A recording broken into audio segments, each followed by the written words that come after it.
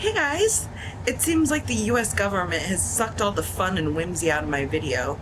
As you can see, there's no more color. But I was so excited to show you my colorful scrap sweater and my colorful backdrop. Look, over there. What's that? You see a drop of color somewhere? Yeah! Thank you so much for finding our color. Now that we have color back though, can we take a moment for the sweater?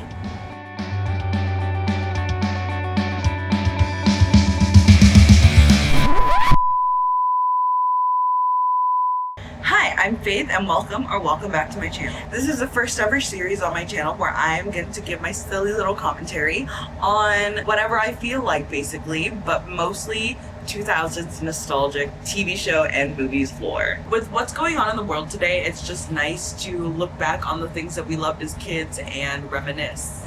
We are healing our inner child in 2026 and I have proof. You know how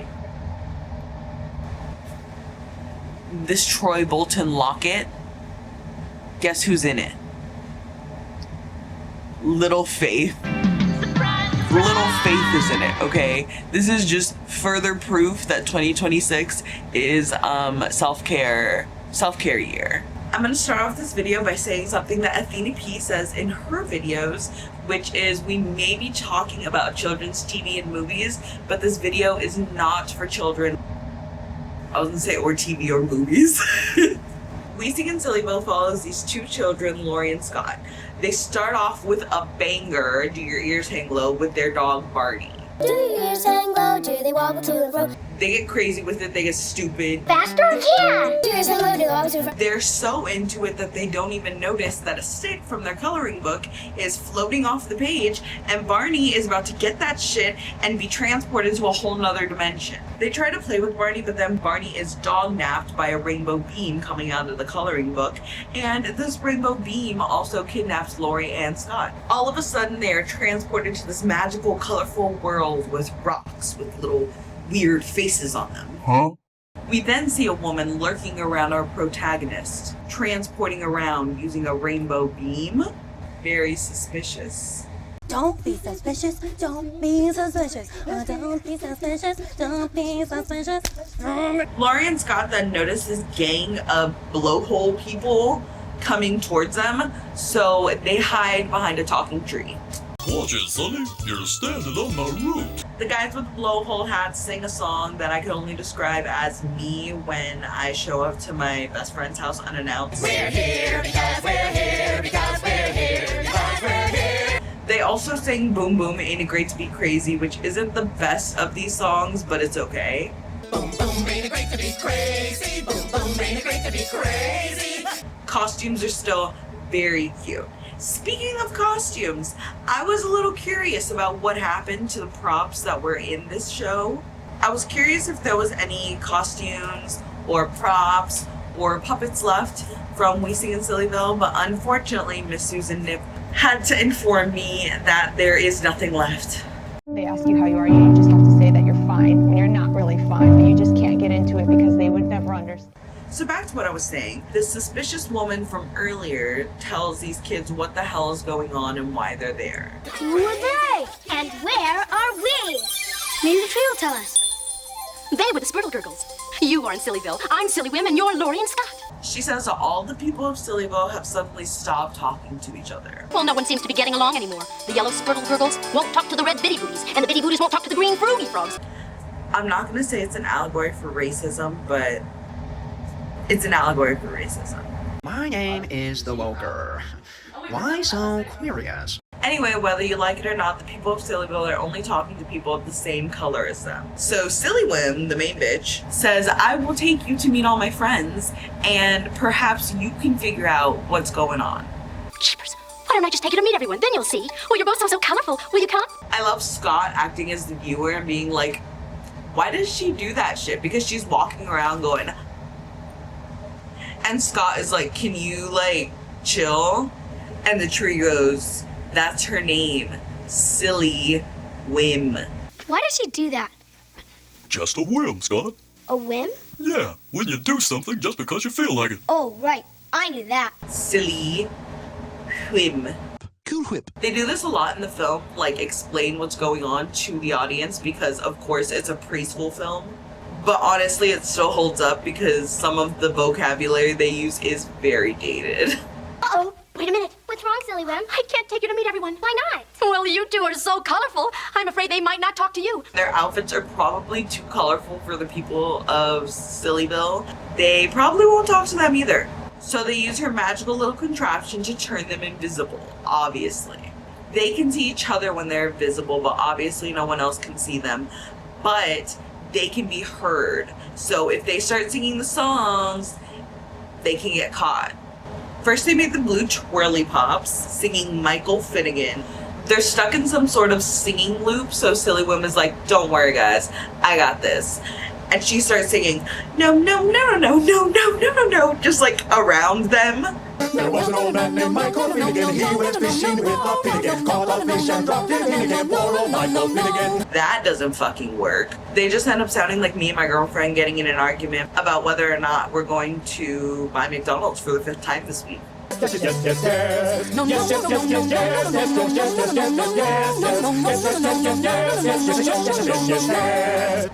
She then uses her magical contraption to break them out of this loop, which first of all, why didn't you do this in the first place? Second of all, what the fuck is that contraption? Because it can make people invisible, teleport people, and also break these people out of their magical loop. So it has to have some like magic connected to it. What kind of magic? Probably dark.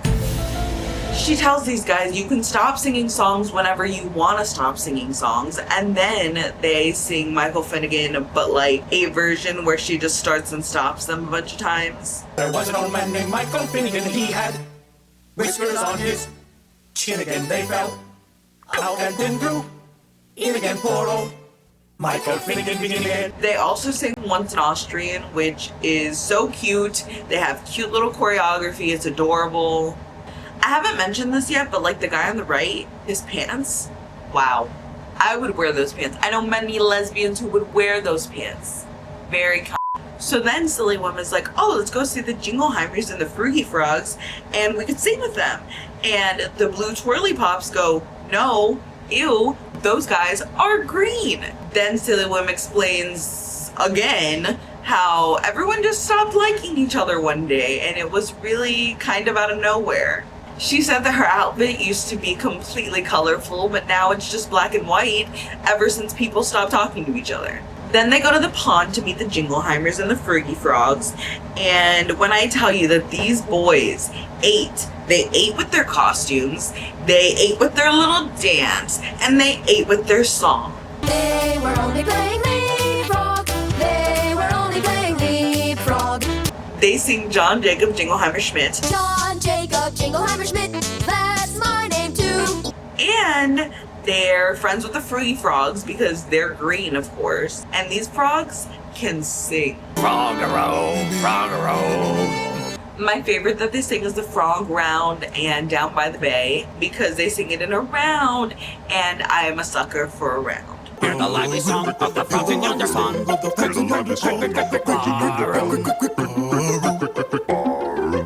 The puppets that were in this film are just so cute and unique and adorable, and that's why I really wish that there was some left over. If there is, and Susan Nip is lying to me, okay, I don't need to accuse her of lying, I don't think.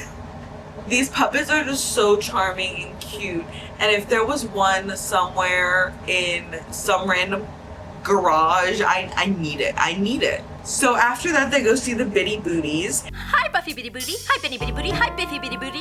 And the Bitty Booties are, quite frankly, my favorite. They have the best songs, including Grizzledy Razzledy. Grizzledy, razzledy, hey, bandacity, nickety, nackety, retro quality, rillaby, wallaby, ma, ma, ma. And Bitty Booty Baby. Bitty booty had a bonus and they Best songs of the film, in my opinion. If I was ranking them right now, I would rank them at the top. Grizzledy Razzledy obviously is my favorite. But after they sing their songs, Sillyville asks them if they want to go see Pasha, who is the purple bitch, And they say no because she's way too fucking purple and they don't want their baby around all that purple. That purple Pasha wears is mighty purple. I think it might be too much for the baby. Like, actually, how dare you say something like that to me? Scott says he likes the bitty baddies. I really like those bitty baddies. Which, I mean, they are baddies, so go off. And they discuss how they're gonna make everyone friends again. Scott suggests inviting them all to a party and then not telling them who's invited to the party. And then Sillyville is like, maybe. So she tries this idea on the yellow Spurtle girls from the beginning of the movie who are back. And they are now singing One Bottle of Pop, which is so good because they sing it in a round. And as I said before, I am a sucker for a round. So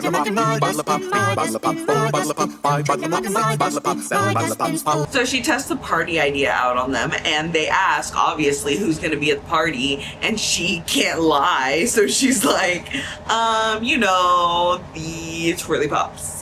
And the Jingleheimer's, and the Three Frogs, and the Purple Bitch. And once she says this, they are like outie. They don't want anything to do with this party. So then they all go visit Pasha, and Pasha loves everyone, so they don't have to hide in front of her. On their way to Pasha, Scott steps on a nut, and then he starts singing about how he's a nut. And I love this king, so. I'm a nut. I'm a nut, I'm a nut, I'm a nut. Pasha is really cute. She owns all these little babies, including the Tittlebirds, who sing Ram Sam Sam, which is like so cute and one of my favorites as well. She also has roly-polies who sing Five in a Bed. There were 5 in the bed, and the little one said, roll over, roll over. So they all rolled over and one fell out. Absolute bop. And lastly, the Wump. You may think that this is the end. Well, it is. I just think this guy is so fucking funny and cute. Scott is having so much fun with Pasha's pets that he doesn't even realize that fucking Sillyville is trying to off herself in the corner. Pasha, I'm feeling very sad about Sillyville. Sad? Mm-hmm. You can't give up. She's right, Sillyville. We'll find a way, I'm sure of it. We used to have fun together. They decide they're not gonna give up and they leave Pasha's and walk around thinking about a solution. Sillyville trips on her silly ass and hits her silly ankle. Scott and Lori call for help and the whole town comes. Pasha, who is now a paramedic, I guess, says that they need to wrap her ankle. And so everyone gives a piece of cloth from their clothing to Pasha. Then everyone sees all these colors together and they're like, wow, that's so pretty. Maybe we should talk to each other. Look at all these colors. Why, altogether, we look mighty colorful ourselves. And beautiful. Yeah. Once this happens, Sillyville's outfit becomes colorful again and all is good. They sing Make New Friends in a round, of course. They can keep doing it and I'm gonna keep loving it. Then Lori and Scott sing Let Us Sing Together. Let us sing together, let us sing together, one and all a joyous song. I literally cannot with the bitty booty baddies, okay? So at the very end, they're singing Let Us Sing Together and they all kind of like bunch together, like they're all like huddling to like come up with a plan, and then they start going, let us sing together, let us sing together. And it's just so iconic. And basically, in the end, Sillyville and Lori and Scott defeat racism with the power of friendship and song. What happened? Did it happen? Barney! I hope you guys really enjoyed this video. It's something that I've never done before, but I've always been interested in doing. So I hope you guys like it. I am going to try to make a video something like this every week from now on. Don't forget to comment below, say hello, tell me what you liked about this video. I will also hopefully be making some sort of crochet project related to the video for each video, so look forward to that. Also, if you guys want me to cover any of the other WeeSing films, I've personally only seen WeeSing in Sillyville, Big Rock Candy Mountain, and WeeSing Together. And those are really interesting because they have like humans dressed as animals. Those are like a trip. It's scary to look back on now, but I mean, preschool brain Faith loved it. This bitch This bitch, she loved WeeSing in Sillyville. Please like this video if you liked it and subscribe for more of me, and I will see you guys later. Bye.